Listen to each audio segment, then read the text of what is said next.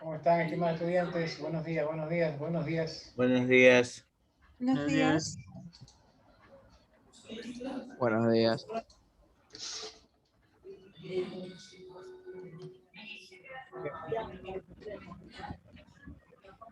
Espera, es que tenía una...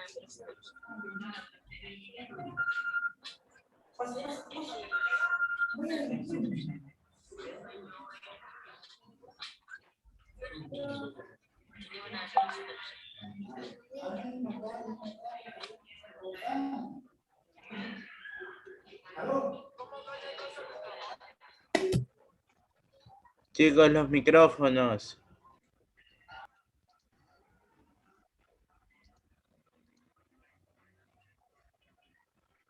Bien.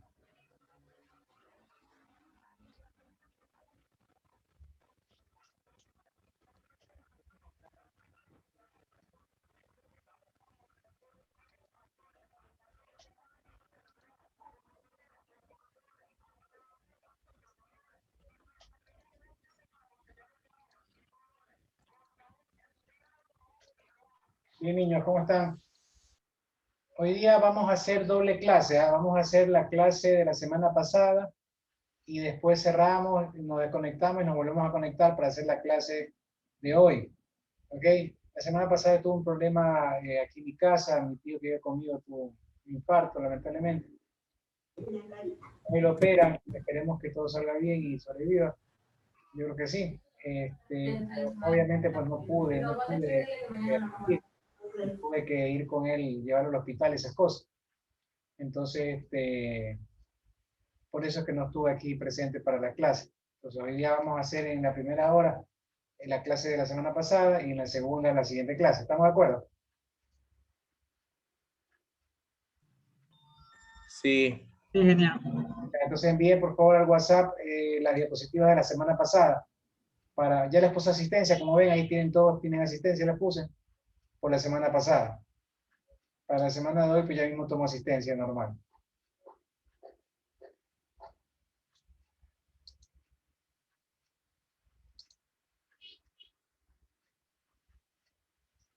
Ya mismo tomamos la asistencia para esta semana. Listo. Bien.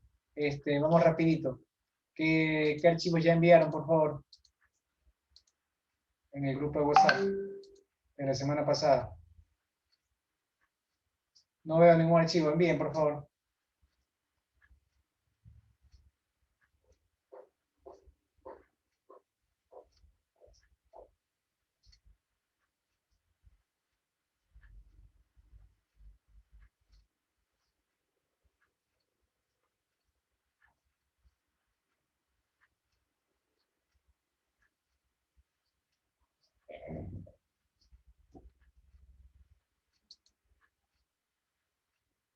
Rápido, niños. Envíen los archivos, por favor, de la semana pasada.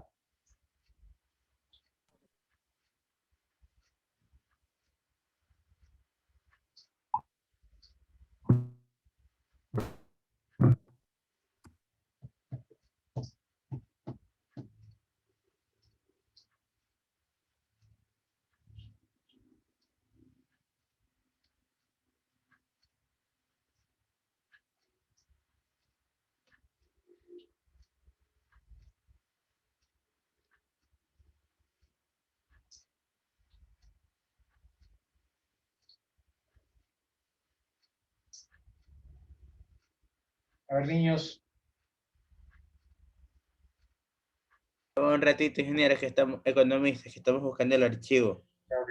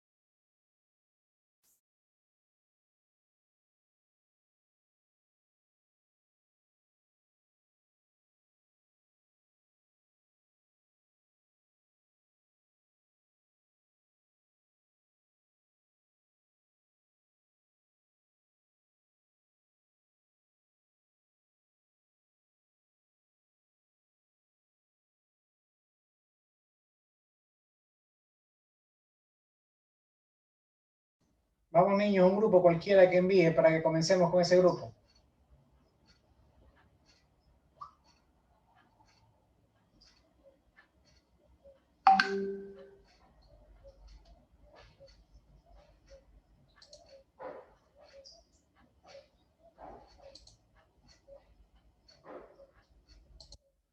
Bueno, voy a comenzar con el resumen que siempre tengo preparado y de ahí pues hacemos que un grupo exponga. Bien.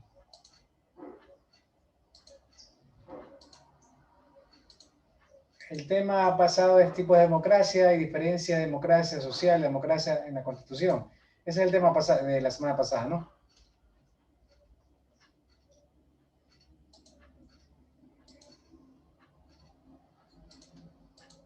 Bien, básicamente el resumen habla de los tipos de democracia, la democracia directa, que es la democracia de que se toman las pequeñas decisiones, como en la vieja Grecia, cuando hablábamos de que había asambleas, y asambleas eran obviamente pequeñas porque solo estaban los hombres en la ciudad, las mujeres y los extranjeros junto con los esclavos no eran considerados ciudadanos, por lo tanto solamente los ciudadanos tomaban las decisiones y como había poca población, se tomaban directamente, ellos podían ejercer su decisión directa. Democracia representativa, como los pueblos crecen, deja que el pueblo posea el derecho a sufragio para elegir los individuos que los van a representar. Por eso se llama representativa. Nosotros tenemos ahorita una democracia representativa.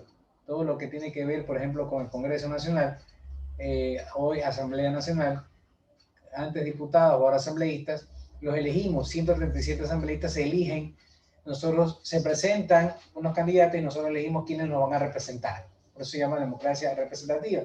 El presidente también nos representa. Elegimos una terna, un binomio, el cual nos va a representar en el gobierno central, en la función ejecutiva.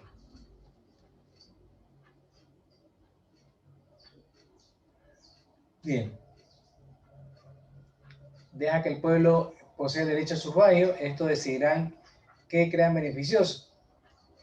Les puse el ejemplo la semana pasada de el municipio de Quito, que no se hizo nunca una consulta, sino que simplemente los representantes del pueblo de Quito, que son los concejales, fueron los que tomaron la decisión por ellos, para remover al alcalde Yunda y poner al nuevo alcalde Guardera, el vicealcalde.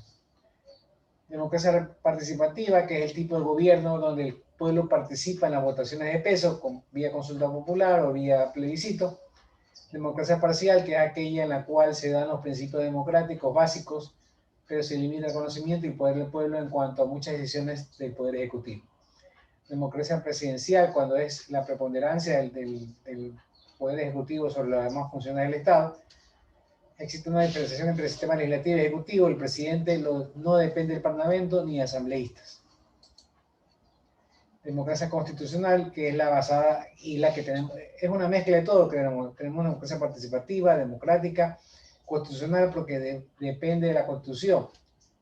Nosotros no podemos, o las funciones del Estado no pueden gobernar si no están alineados con la Constitución del Estado, la del 2008 que fue aprobada. Democracia parlamentaria forma parte de una democracia representativa en donde el sufragio es usado para elegir asambleístas o parlamentarios o senadores que son nuestros representantes en la toma de decisiones. Democracia social, que es la que busca que el Estado pueda ser igual o más poderoso que las élites económicas, donde el Estado tiene supremacía sobre la parte privada. Democracia autoritaria, que es aquella en que la autoridad gubernamental puede extenderse más allá de lo necesario. Y democracia religiosa, más que nada antiguamente, cuando las decisiones eran tomadas principalmente por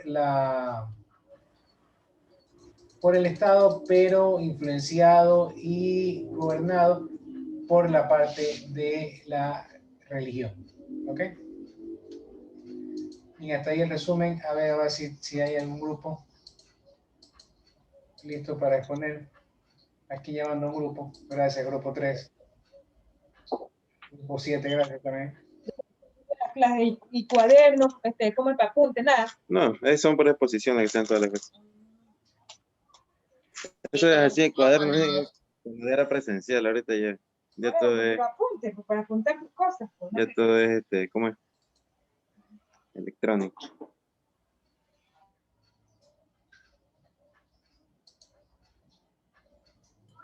Compañero Mora, su micrófono. Estaba esperando en qué momento alguien le decía algo sobre el micrófono. Muy bien, gracias, Carla. Bien, vamos a ver el grupo que se ha ofrecido a exponer. Muchas gracias. Tenemos la unidad 2 todavía, la última clase unidad 2. Los miembros son Ramos, Belchor, Marcatoma, Guerrero y Anchundia. Vamos, dele.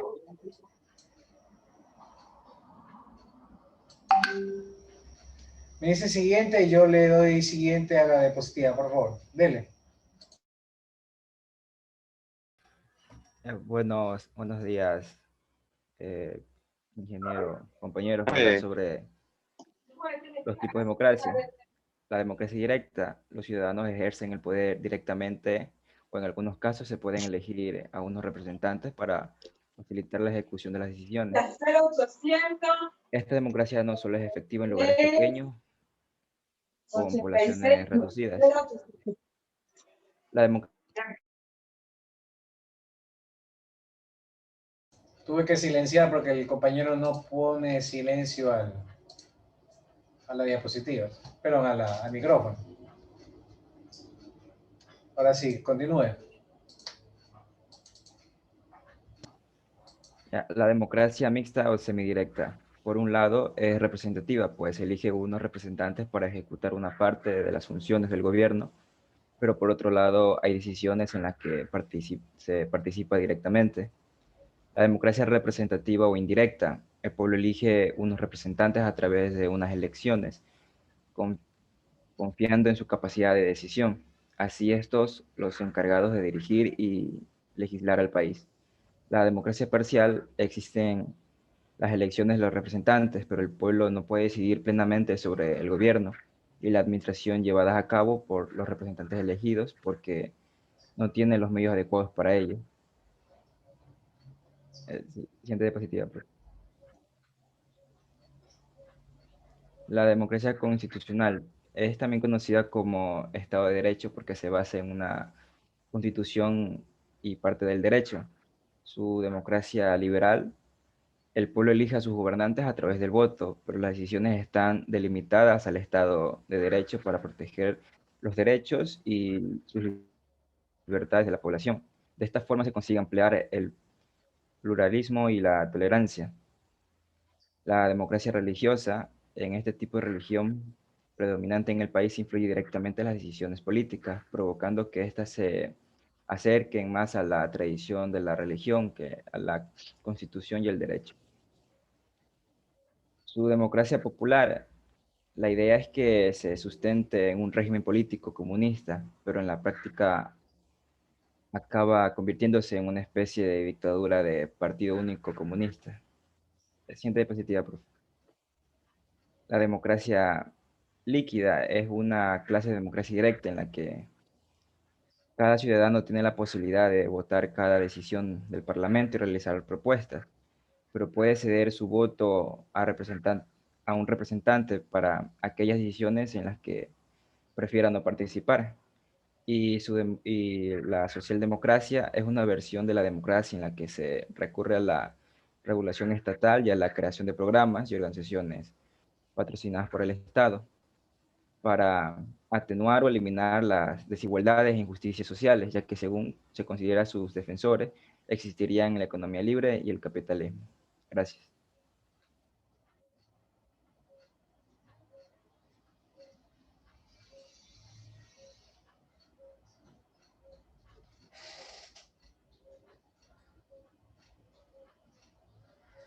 Siga. ¿Quién le toca? ¿Quién le toca?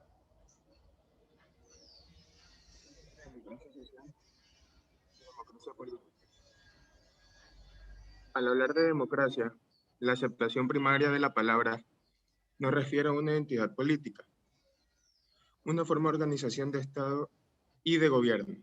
Es entonces un sistema político en el que el poder reside en un solo individuo, sino que el mismo se distribuye entre todos los ciudadanos y son ellos quienes eligen y controlan de esta forma a sus gobernantes. Así que tenemos lo que se conoce como democracia social, lo cual hace referencia a los mecanismos democráticos de toma de decisiones que están vinculados de forma directa a la sociedad civil. Por otro lado, tenemos a la democracia política, la cual reúne todos los factores que deben estar presentes para que pueda decirse que se está bajo esta forma de gobierno, como por ejemplo divisiones de poderes, Estado de Derecho, sufragio universal y periodicidad.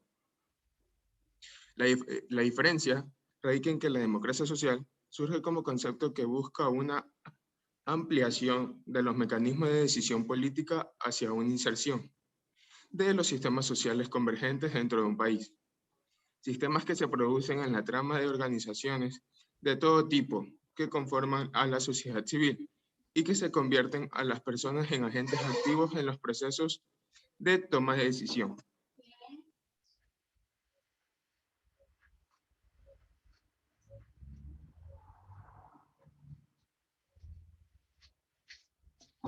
Ya, y siguiente diapositiva.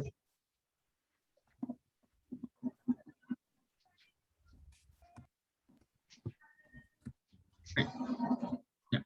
Democracia y la construcción de un Estado plurinacional.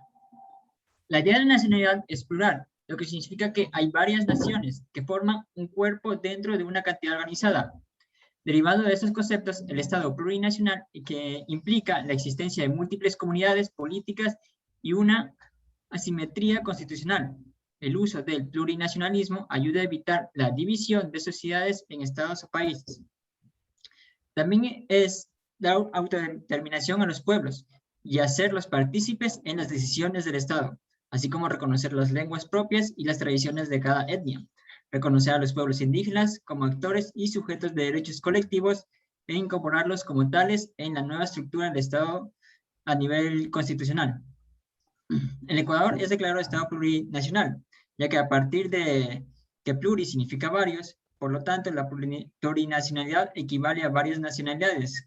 Y como no reconocer que el Ecuador está conformado por varios grupos humanos que comparten todas estas características, como los quichua, los shuar, los xigla, etc., a quienes se les debe reconocer el derecho a la autodeterminación entendida como forma especial de vida, que es lo que precisamente les conviene en la nación. Siguiente.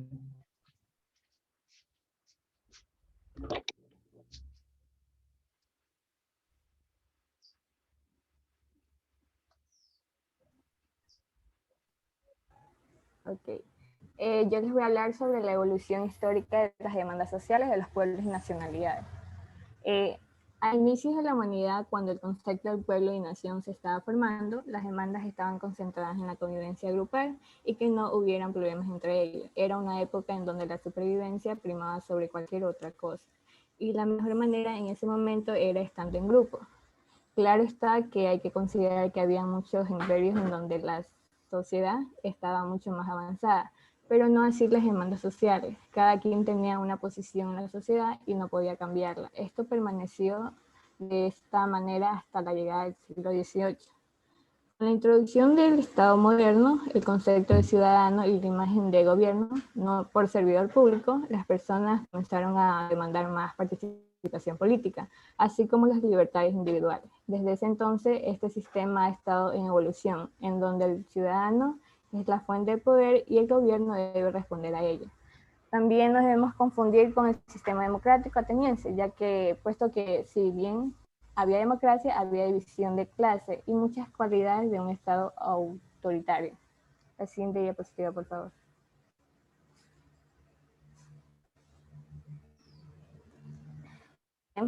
demandas de los pueblos y nacionalidades indígenas del Ecuador y sus demandas. Fue la que se inició contra Jacinto Amaguaña y Dolores Cacuango, que se levantaron y protestaron por el maltrato permanente. Fue también porque en las tierras de los patrones vivían los indígenas que trabajaban para el patrón.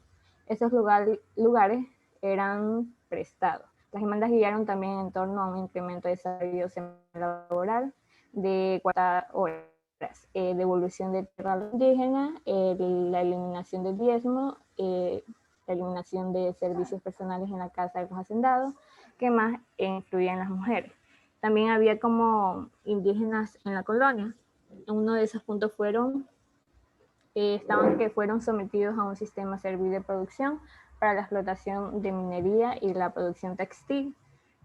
También había un sistema racista de denominación, también había república de bancos y una república de indios, una negación de una identidad nativa, vivían en condiciones de servidumbre, negados de toda la posibilidad de expresión.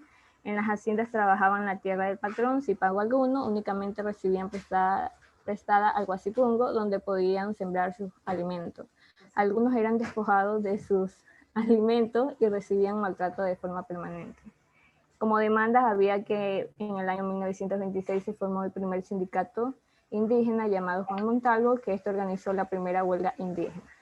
Los montubios en la colonia son el resultado del proceso de mestizaje biológico y cultural que había ocurrido en el litoral interior desde esa época de la colonia. La primera noticia que había sobre la existencia de los montubios la proporciona el viajero británico William Bennett Stevenson, que a lo largo del siglo XIX los montubios protagonizaron los más importantes hechos y procesos sociopolíticos del país. No, la anterior, perdón. Todavía ese tema no. Bueno, también había algunos puntos que el primero de ellos fue sin duda el proceso independentista en el año 1809 hasta el 1822, donde los montubios fueron reclutados en las milicias, unos y de otro bando. El reconocimiento de su existencia como un pueblo mestizo que se asienta en el inferior del litoral hace más de 250 años. También había demandas condicionales de igualdad, reconocimiento y respeto de los elementos de su identidad y, por último, una asignación de recursos económicos para apoyar la producción agrícola y ganadera que les permitía salir de la pobreza. También había demandas de los afrodescendientes. En esto eran vestidos y repartidos a los sitios de destino. También era esclavista, estuvo orientada casi exclusivamente a la explotación minería. Suponían un peligroso ejemplo para otros esclavos negros del país. También los esclavos negros se dedicaban principalmente al cultivo de caña de azúcar, pero también al cultivo de otros productos y a la ganadería, todo lo cual servía para abastecer los mercados de Quito. Eran obligados al trabajo forzoso. Gracias.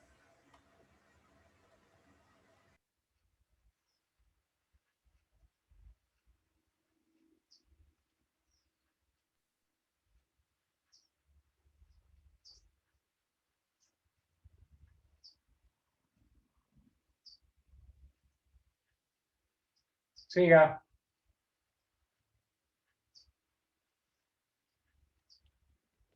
¿A quién le toca? El compañero Pelchor, pero parece que tiene problemas. Yo voy a dar su parte. Dale. A ver. Las ideologías y la influencia en la democracia.